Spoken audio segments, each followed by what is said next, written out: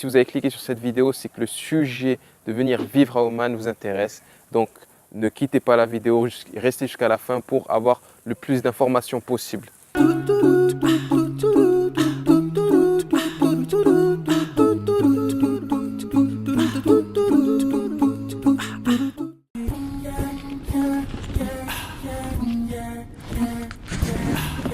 Talk to God, is the one and only that can make it alright to the morning. Take my hands, don't let go. Salam alaikum, bonjour à tous, bienvenue sur la chaîne Maomani Life, la chaîne francophone qui te dit tout ce que tu as à savoir sur le sultanat d'Oman. Alors pour les nouveaux, je me présente, je m'appelle Irshad, ça fait 4 ans, presque 4 ans que j'habite au sultanat d'Oman et voilà, vous êtes tombé sur ma chaîne. Si vous avez cliqué sur cette vidéo, c'est que le sujet de venir vivre à Oman vous intéresse. Donc ne quittez pas la vidéo, restez jusqu'à la fin pour avoir le plus d'informations possible. Alors cette vidéo, elle m'a été demandée, je pense, depuis le jour 1, since day one, depuis que j'ai commencé la chaîne YouTube. Elle m'a été demandée une centaine, milliers de fois. J'ai repoussé l'échéance, mais là je suis arrivé à un moment où je me suis dit, Irshad, si tu fais pas cette vidéo, c'est fini. C'est fini, les gens ils vont en avoir marre de toi. Et ils vont te boycotter. Donc voilà, je viens avec cette vidéo. Une vidéo qui va être partagée en plusieurs parties parce que le sujet est assez vaste. Alors si vous voulez, pour venir vivre à Oman, pour moi, il y a 4 moyens. Alors, le premier moyen, c'est venir travailler à Oman. Le deuxième moyen, c'est étudier à Oman, être étudiant à Oman. Alors, cette option-là, évidemment, ça sera pour un laps de temps, ce ne sera pas pour tout le temps. Il y a aussi le fait de monter une société à Oman, monter sa propre société à Oman ou acheter un bien à Oman. Alors dans cette vidéo, essentiellement, on va s'intéresser au travail à Oman. Comment chercher du travail, dans quel domaine, quel salaire s'attendre. Avec le salaire, qu'est-ce que je peux faire avec ce salaire-là? Je vais vous dire à peu près tout ce qui est en rapport avec le travail à Oman. Commençons par le commencement, la recherche d'emploi à Oman. Alors moi personnellement, comment ça s'est passé? Je travaillais dans une société en France. Je suis venu en vacances à Oman une semaine. J'ai vu que la société était implémentée à Oman. Qu'est-ce que j'ai fait à mon retour? Directement, j'ai demandé aux ressources humaines s'il était possible de faire un transfert de France à Oman. Bon, je vous épargne tous les détails, mais ça a pu se faire et du coup, voilà, je suis ici. Donc, première chose, regardez si votre société, la société dans laquelle vous travaillez en France, est implémentée à Oman. Si elle est ici à Oman, vous pouvez faire les démarches pour vous faire transférer, muter de France à Oman. Une bonne chose à savoir, c'est que de moins en moins, les sociétés proposent de moins en moins les contrats expat. Parce que je sais que tout le monde dit « Ah, t'es un expat, t'as la vie d'expat ». Il faut savoir que de moins en moins, les sociétés proposent des contrats d'expatriés. Parce que les contrats d'expatriés coûtent très cher aux compagnies. Du coup, pour réduire les coûts, elles proposent plus des contrats locaux sur place. Les contrats locaux, c'est des contrats qui sont négociés dès le départ, en amont, avec la société. Du coup, voilà, la première façon de trouver du travail à Oman, c'est tout simplement regarder si la société dans laquelle vous travaillez en France se trouve à Oman. Deuxième façon, les candidatures spontanées. Alors, ces candidatures spontanées, vous pouvez les faire de plusieurs façons. Un, si vous avez un contact email, directement par email, vous envoyez votre CV. Deux, directement sur le site internet de la société. Il faut savoir que les sociétés, en bas de page, souvent vous avez des sections carrière. Carrière, vous cliquez dessus, vous voyez les offres d'emploi directement, vous postulez aux offres d'emploi, l'offre d'emploi qui vous intéresse. Seconde façon de faire les candidatures spontanées, c'est aller directement sur les plateformes de recherche de travail comme Indeed, vous avez Golf Talent, vous avez Bait.com et vous avez LinkedIn. LinkedIn, bien évidemment, ciblez bien la région du Golfe. Si c'est la région du Golfe, Oman en particulier, si c'est Oman que vous voulez, ciblez bien cette zone-là. Alors c'est le même process pour Golf Talent, pour Bait.com ou encore pour Indeed. C'est des sites internet où vous pouvez postuler, poser vos CV, regarder les offres d'emploi, etc. Alors vous avez soit la possibilité d'avoir votre société implémentée à Oman, du coup vous pouvez faire directement le lien avec les ressources humaines depuis la France. Sinon, candidature spontanée via les sites internet directement de la société ou sur les plateformes de recherche d'emploi. Et une troisième chose, c'est le networking. Tout simplement le networking sur les réseaux sociaux. Dans les groupes Facebook, il y a des groupes Facebook de francophones qui sont à Oman, qui sont même non francophones. Vous pouvez aller sur les groupes Facebook de Oman, poster une annonce comme quoi vous cherchez du travail et que vous êtes dans certains domaines et que vous êtes intéressé par ça. Alors, il y a une quatrième façon, serait de venir sur place, mais je ne conseille pas. C'est mon avis personnel. je ne conseille pas de venir chercher du travail ici. C'est mieux de le chercher depuis la France. Ça donne une sécurité. Et voilà, si vous venez ici, bon, il faut être déjà, faut pas être introverti. Il faut être quelqu'un qui est vraiment ouvert, qui va vers les gens pour venir ici et démarcher, se débrouiller pour trouver un travail ici. Alors il faut savoir que les agences de recrutement sur place, elles sont plutôt orientées sur des secteurs, des métiers à basse qualification. Ils ciblent plus un public qui est amené à travailler en conditions dans le bâtiment, manuel, ou sinon tout ce qui est femme de ménage, Philippines, Bangladesh, Indien, tout ce qui est Asie du Sud-Est.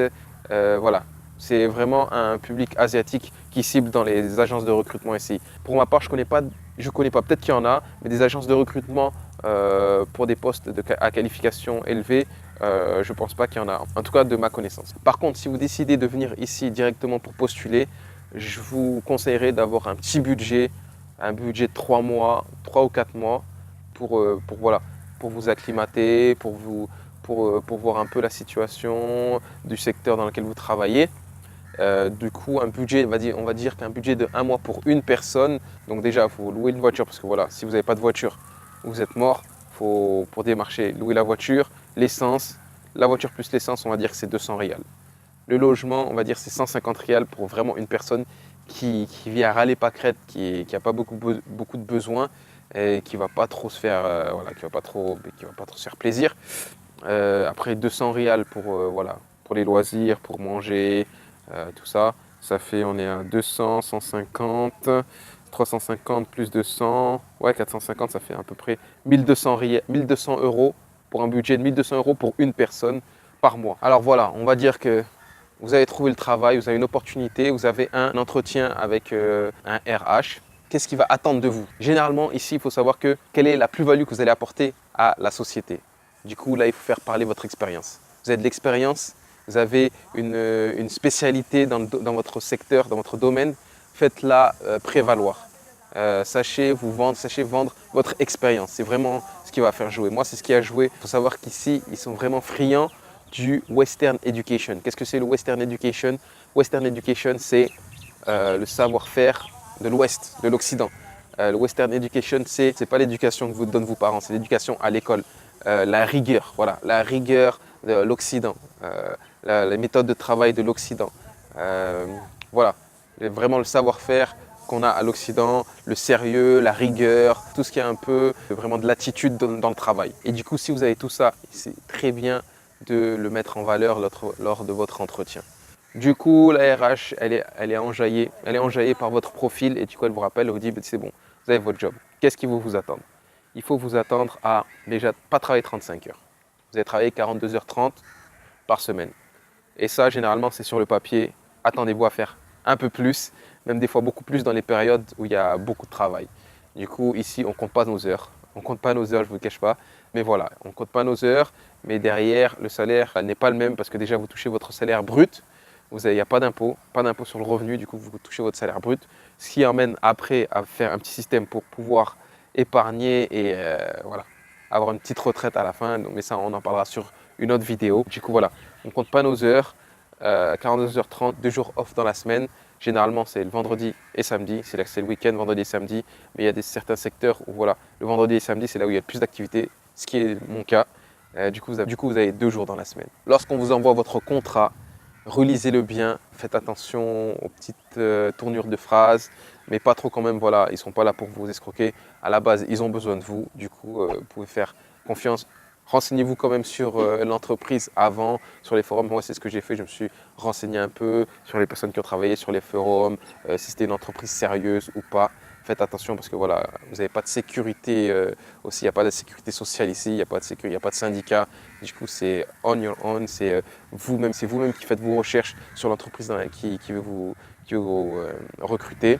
Et du coup, voilà, vous êtes prêt à venir travailler à Oman. Alors, les secteurs qui recherchent et qui sont amenés à rechercher à Oman.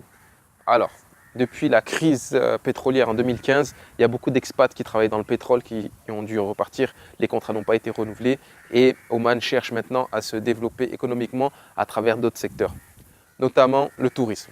Donc, Si vous avez de l'expérience dans le tourisme, si vous avez quelque chose à proposer, notamment, moi je pense que dans les activités de pleine nature, si vous avez des idées, si vous avez des projets, proposez-les depuis la France via le ministère du Tourisme. Vous voulez aller sur le ministère du Tourisme, le site internet, il y a plein de documentation, il y a des appels d'offres. Tout ce qui est dans le tourisme, je pense que ça va se déployer de plus en plus. Vous avez aussi l'hôtellerie qui est en rapport avec le tourisme. L'hôtellerie, tout ce qui est chef, tout ce qui est responsable d'hôtel, manager d'hôtel, tout ça, c'est des postes qui sont de plus en plus recherchés. Et Oman est en train de construire de plus en plus d'hôtels, notamment des hôtels de luxe. Du coup, tous ceux qui ont un peu d'expérience dans ce domaine-là, vous pouvez dès à présent aller voir toutes les offres qu'il y a dans ce domaine.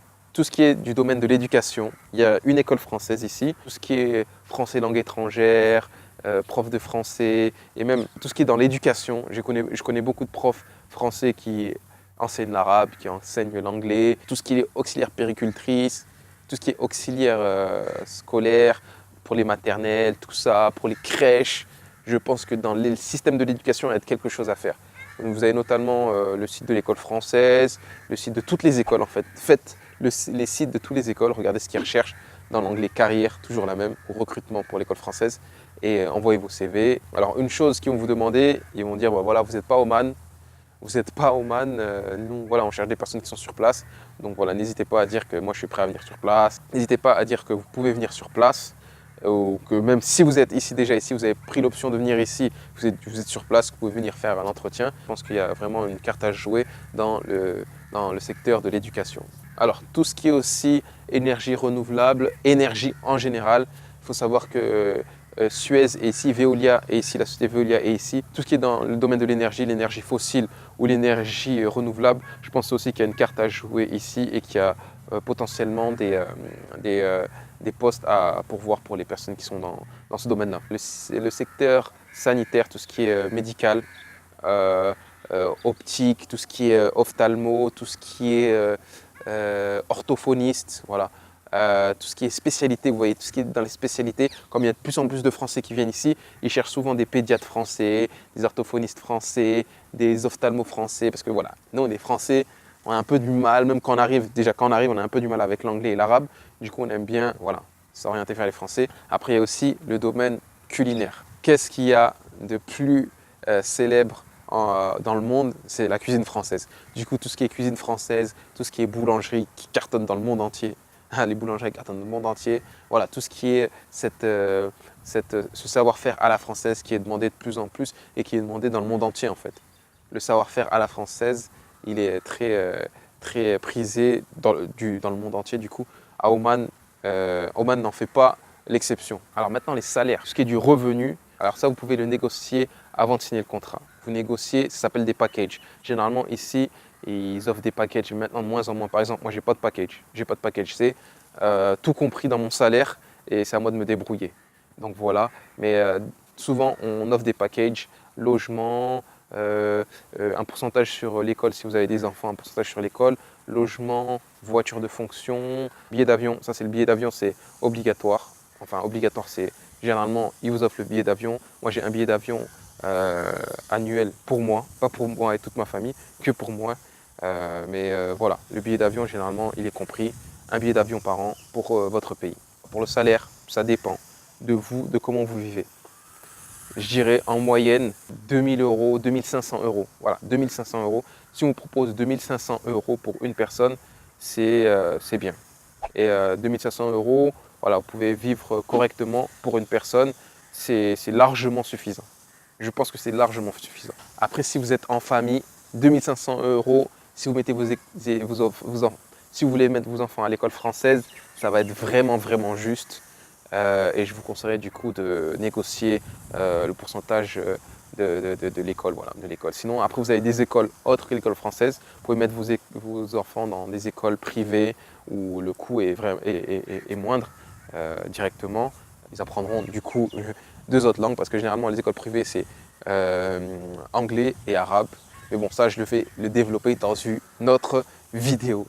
Alors aussi pour les vacances, il faut savoir que ça dépend des sociétés. Ça dépend des sociétés comment elles marchent. Moi, je sais que moi, j'accumule les vacances et voilà, j'accumule, je prends mes vacances, ça s'accumule, je prends les vacances, ça s'annule pas. C'est pas comme en France où vous devez prendre vos vacances genre de mai à mai. Vous avez 5 semaines et vous devez toutes les liquider. Non, ça s'accumule, ça s'accumule, ça s'accumule. Alors il y a une chose très importante à savoir, c'est qu'en ce moment, depuis la crise pétrolière, depuis tout ce qui se passe dans le Golfe, il y a une humanisation des secteurs de travail. Qu'est-ce que c'est?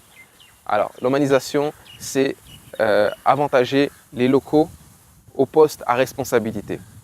C'est-à-dire maintenant, un expat, il a un poste à responsabilité, ok? Et bien on va mettre moins d'expats dans les postes à responsabilité et on va mettre plus d'Omanais.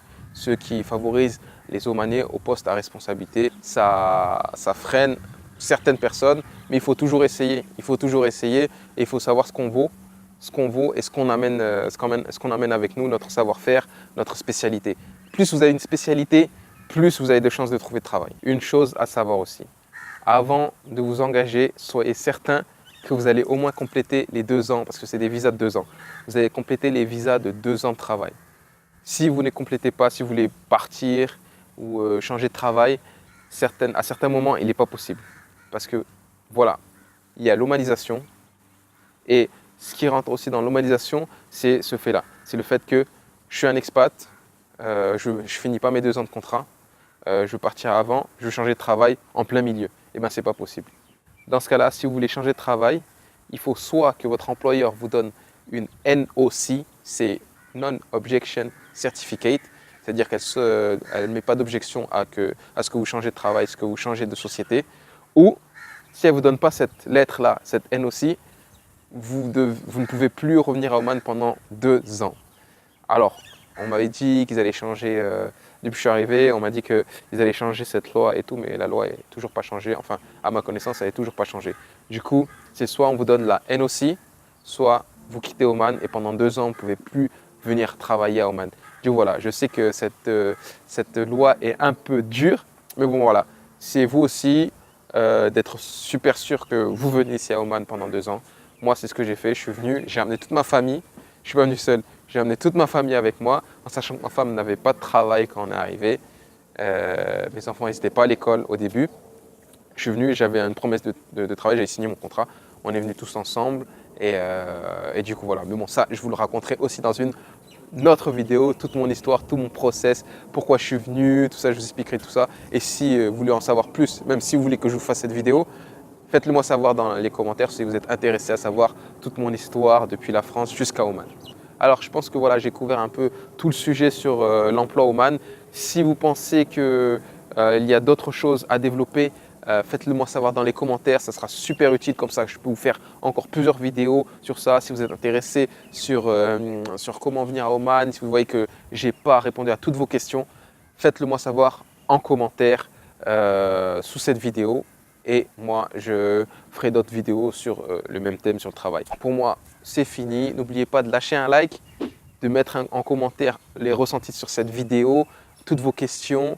Lâchez un like, partagez la vidéo au plus grand nombre, aux personnes qui veulent venir habiter à Oman. Moi, je vous laisse. Je pense que je vais aller faire un tour au souk, parce que le souk il est juste derrière. Et comme on dit ici, ma'a salama.